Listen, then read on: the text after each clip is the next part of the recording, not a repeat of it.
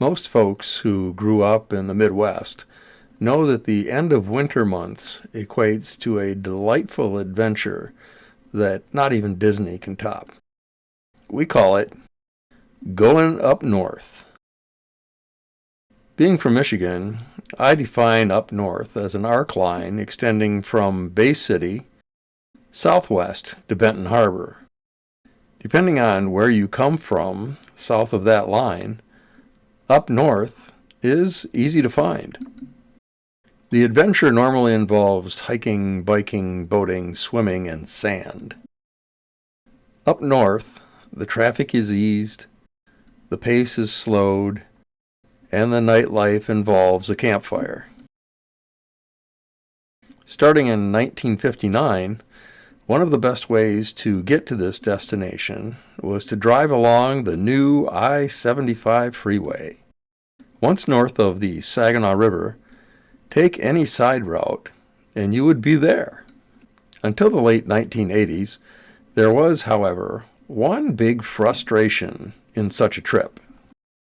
It was the accursed drawbridge which spanned the Saginaw River at Zilwaukee. This was the one and only drawbridge along I-75 between Florida and Canada. And in those 3 decades from the opening of the interstate, it opened quite frequently to allow Great Lakes freighters to pass. And that left many an up-north seeker in a long traffic jam. They sat in their cars and grumbled as their destination, which was probably less than an hour away, now became 2 or 3 times longer to reach. One of the most frequent jammers of the I-75 traffic was this canal-sized green and white lake boat, the sandsucker Niagara.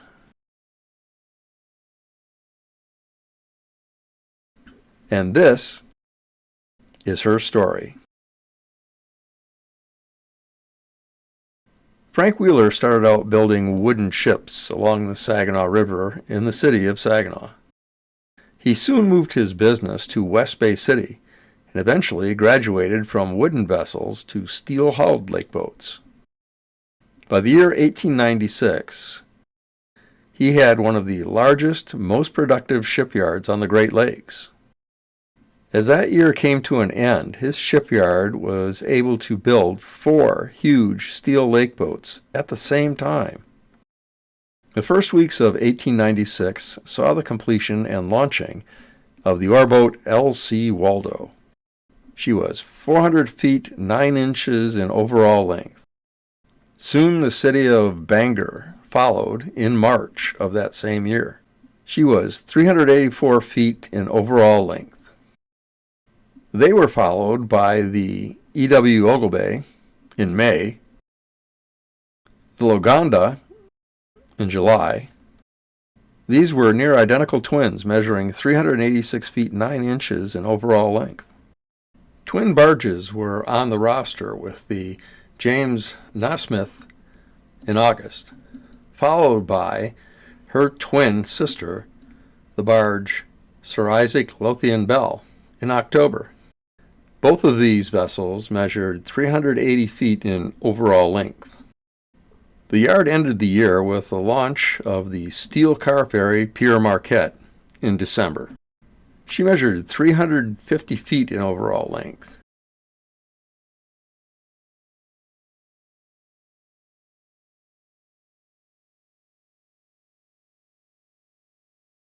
It was about that time that Mr. Wheeler's company received a contract to build a relatively odd little steamer. Rather than the near 400-foot size ore freighters that the yard had been turning out, this boat was planned to be just 281 feet in overall length, 42 feet in beam, and 16 feet in depth. Oddly, although the 1897 Marine Review says that the boat had 8 hatches, her shipyard drawings depict only 7 hatches. Additionally, she was a submarine decker, meaning that her aft cabins were all below decks, and she had no upper aft deckhouse. This was something of a fad in the late 1890s. It is said that the thinking was that having no deckhouse would prevent the cabins from obstructing the loading and unloading equipment.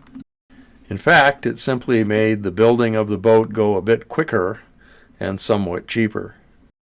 Let's take a look at the Niagara's cabin arrangement when she was constructed in 1897. Here we see her submarine stern section. Keep in mind that these drawings were made in late 1896, and this was an era when crew accommodations were far different than today. We'll start here, in the galley, which is the most critical area of any lake freighter. This compartment requires a bit of guesswork on my part, but here we go. The stove was likely here.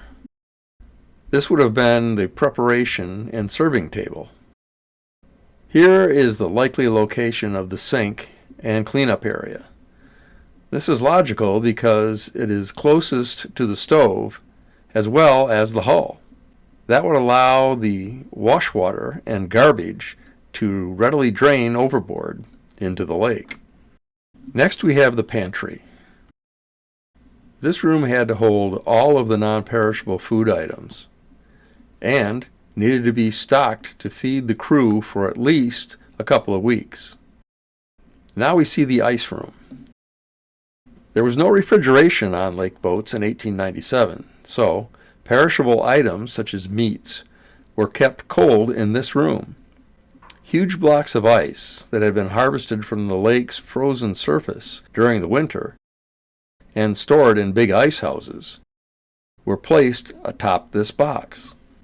Long-term perishables were stored below the ice block. Short-term items were simply stored in the cool room. Additionally, it is fun to note that the walls of the ice room were insulated with the cheapest and most readily available material on the Great Lakes in the 1800s: sawdust. Next, we see the crew's mess room. The crew was required to eat all of their meals in the crew mess. Moving aft, we see the very large officers' and guests' dining room. Here we see an interesting anomaly in these plans. Note that it is labeled as steward quarters, singular. My bet is that at least one or more stewards or porters were added later. The farthest aft room was for the two deckhands. Directly across from that room is the room for the two firemen, the guys who fed the boilers. Aft of their room is a wedge-shaped room denoted as, quote, WC, unquote. That stands for water closet, which is a pleasant way to say toilet. Here are two examples of pump water closets from this era. Although these do not represent the exact water closets installed on the vessel we're discussing, they give you a good idea of what we're talking about. Think about these next time you use your own water closet in your house. Here we see a cabin marked spare room. It's my guess that when additional galley staff were added, this is likely where they were housed. Note that it has direct access to the galley by way of the officer's dining room. I've highlighted this next cabin because it is the only actual bathroom for the entire crew, including the captain. As you can see, it does have an actual bathtub, plus a WC, water closet. Yet this room also has a WB. That stands for wash basin, which is essentially a sink. Located next to the bathroom is the second engineer's room. Forward of that is the chief engineer's room. Lastly, located in the smallest cabin on the boat is the room designated for the oilers. Note, that is plural, meaning that at least two oilers were stuffed into this tiny cabin. This large space is called the engine trunk. It is deliberately left open to to allow large components such as the engine and the boilers to be installed, removed, or for large parts to be replaced without disturbing the surrounding cabins. Now let's look at the forward cabins.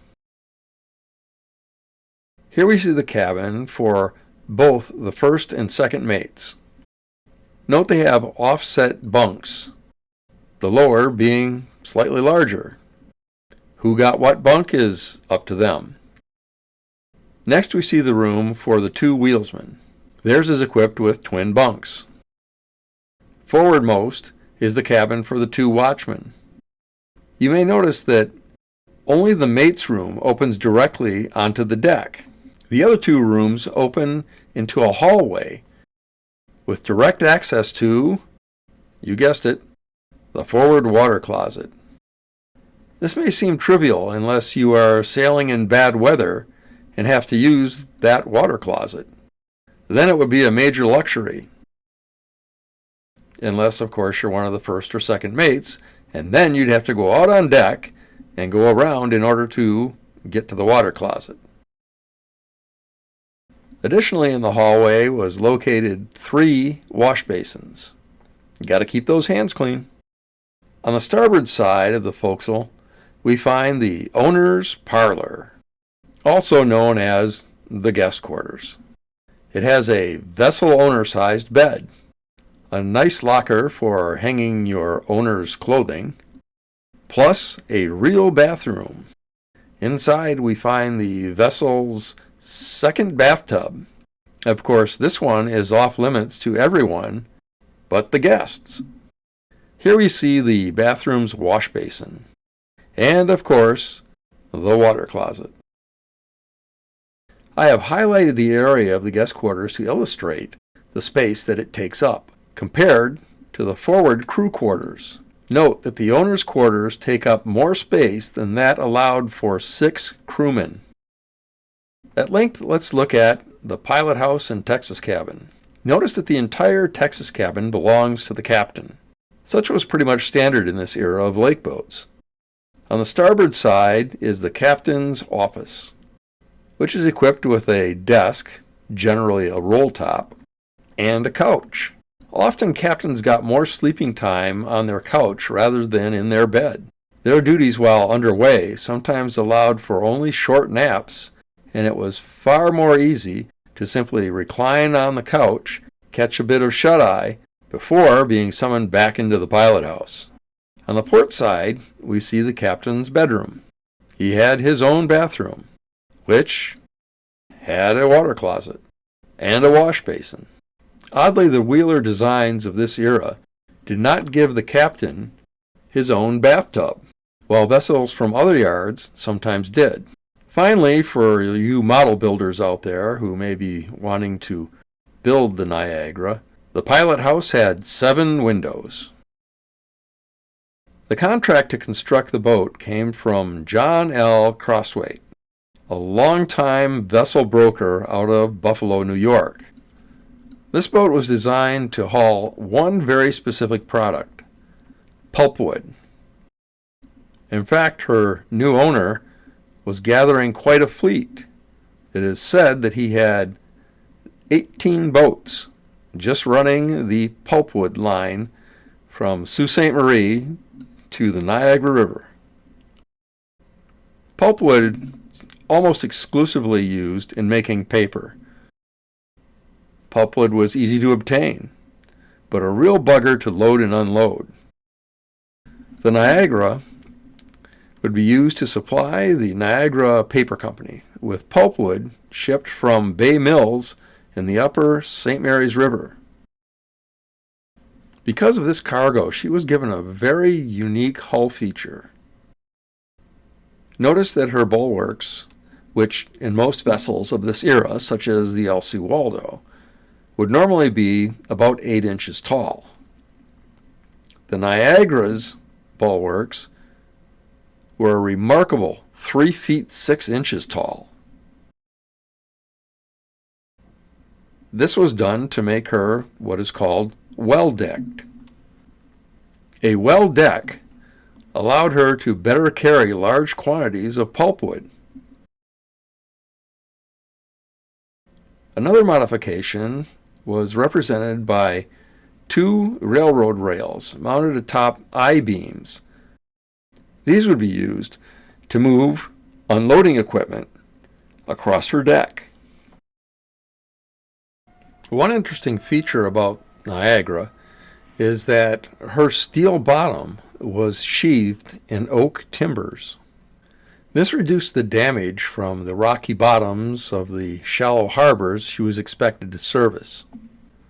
It is said that it took 11 railroad cars of lumber to sheathe her hull up to the turn of her bilge.